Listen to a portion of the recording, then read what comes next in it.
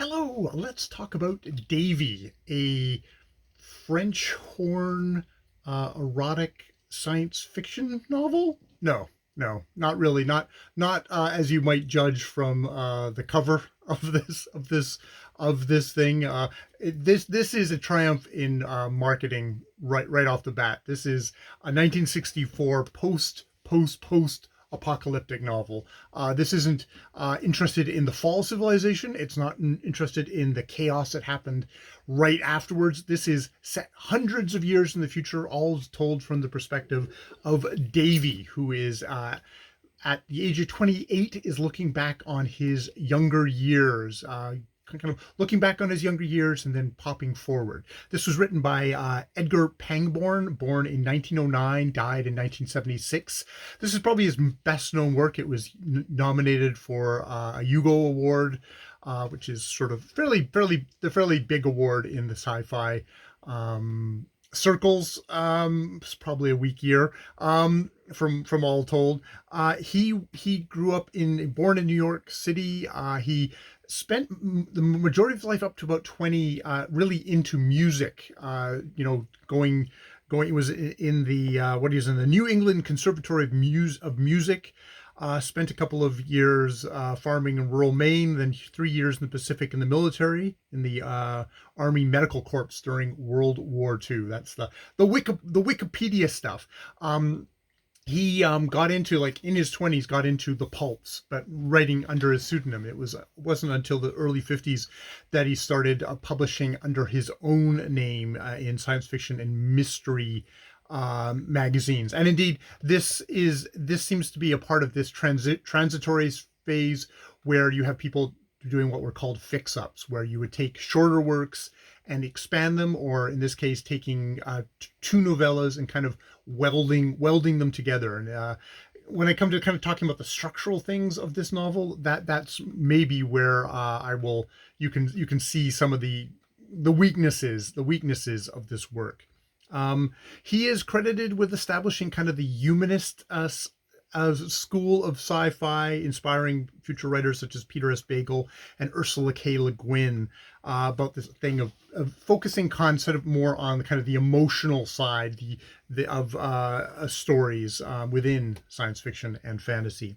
So yeah, this is a sort of Bildungsroman. It's very much Davy growing up. He starts off as an indentured slave, the back in its most kind of most lurid ways, born in a brothel, raised in an orphanage, entranced by music, and seduced by women. That last bit is it's definitely the marketing spin on here. There is probably what was considered for the time some kind of raunchy bits in here. He gets away from his he escapes from his bondage. He gets out into sing, falls in with kind of a group of sort of ne'er-do-wells, very kind of fortuitous ne'er-do-wells, as you find out as the story goes on. I won't give away the surprises of the novel. He's he does that. He falls in with a group called the Ramblers, which very much kind of the idea of kind of like the Roma, but very much kind of like Station 11, the idea of this group of entertainers kind of going from town to town and entertaining people in this very much fallen society. We've gone back. There's been a nuclear war hundreds and hundreds of years ago, and everyone has fallen back into kind of a agrarian, theocratic society of little states. This is all kind of in the northwest of the United States, is basically the small kind of area where this story takes place. And yeah, very much theocratic. The view, Davy is always an outsider to this. Him starting off as a slave and wanting nothing to do with that.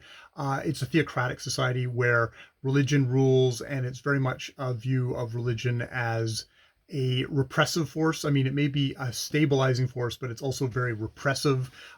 Knowledge is basically banned. The old books from the older times are basically either banned or are reserved only for the priests, and that Davy learns to read and as we find out, It's sort of interspersed because we see him as much older at 28, and he's fallen in with a band of people who have very much rebelled against this and have set up their own society. And it's interesting because you have that theocratic side, and then you have, the sort of the 1960s idea of ideal society. There's group marriages.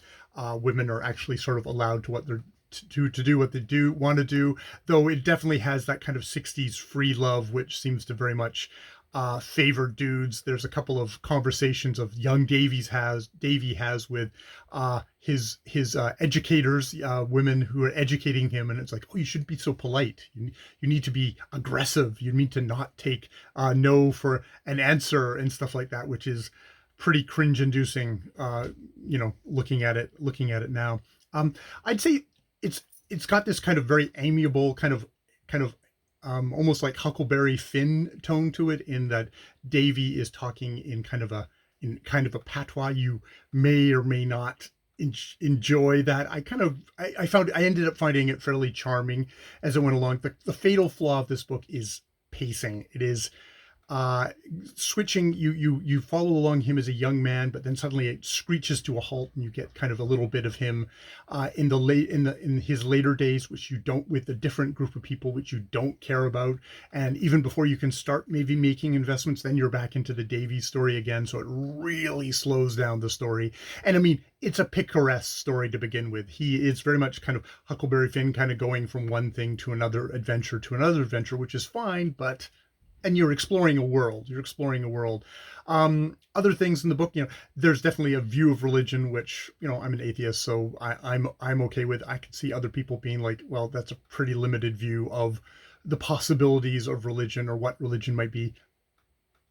Might argue also that it's maybe a slightly historically based in exactly how religion pre-scientific revolution did try and control things. There is a whole thing here of there's background radiation still. So children are born who are called muse, which are basically they have mutations or whatever.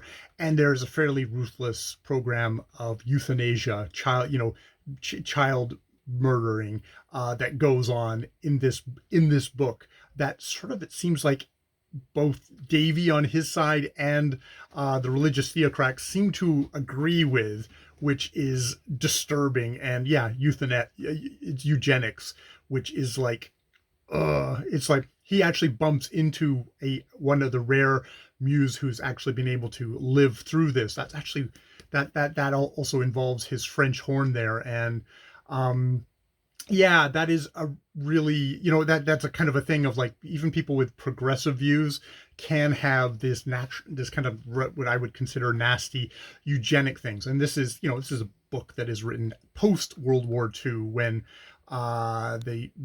unfortunately maybe the logical extension of what can happen when a state believes in eugenics happened under the Nazis. So there is that. I really enjoyed the music in here. That is really kind of well incorporated. Not surprisingly that Pangborn has that kind of thing. But it's